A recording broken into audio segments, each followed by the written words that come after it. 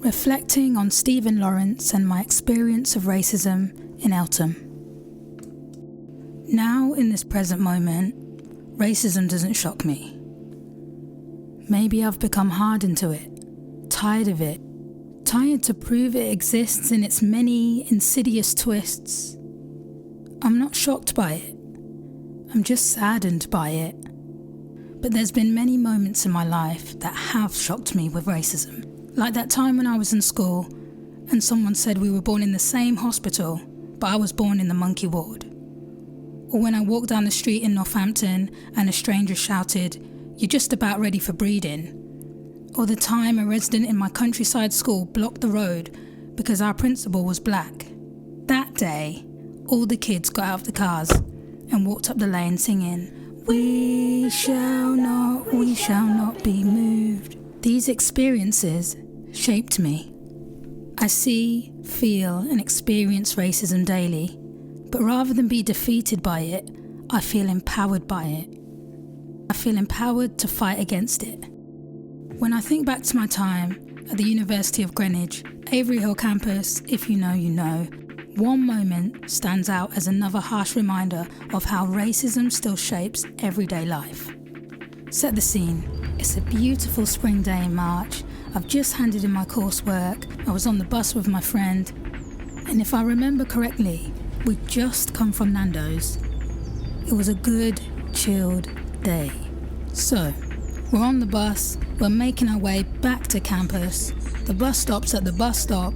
An elderly lady is trying to get on the bus, but it's one of those moments where nobody's helping. So, without hesitation, my friend stood up to help her. Instead of gratitude, she responded with, "I don't want one of your kind helping me." My friend, a 6'5" black guy, was just Darren to me, kind-hearted and gentle, but at that moment, he was not seen as an individual. He was reduced to a stereotype. The words hit like a punch to the gut.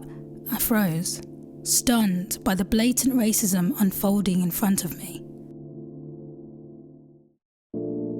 Before moving to South London, I knew about Stephen Lawrence, the young black man murdered in a racist attack in 1993. But living and studying in Eltham made the reality of racism impossible to ignore. It was not just history, it was in the air. It was woven into daily life. That specific incident on the bus was just one painful reminder of the racism that still exists in our society. Stephen's murder and the failings of the police investigation became a catalyst for change. In 1999, the Macpherson Report confirmed what many already knew. The Metropolitan Police was institutionally racist. The report forced conversations about racism in public institutions, leading to calls for better police training, stronger hate crime responses, and greater accountability. But over 2 decades later, the question remains. In 2025, the fight for racial justice continues. Recent reviews and reforms are being introduced to address racial inequality.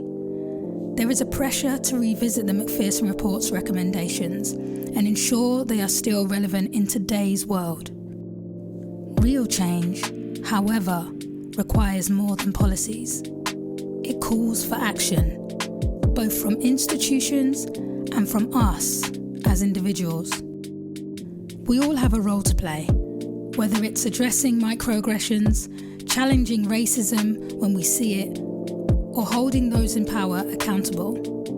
As a black person, as a black queer woman, I have learned that fighting racism is not about holding on to anger. It's about keeping the conversation alive. It's about turning painful experiences, like the bus ride, into fuel for change. Stephen Lawrence's legacy reminds us why this fight matters. We cannot change the past, but we can shape the future. And that work starts with all of us.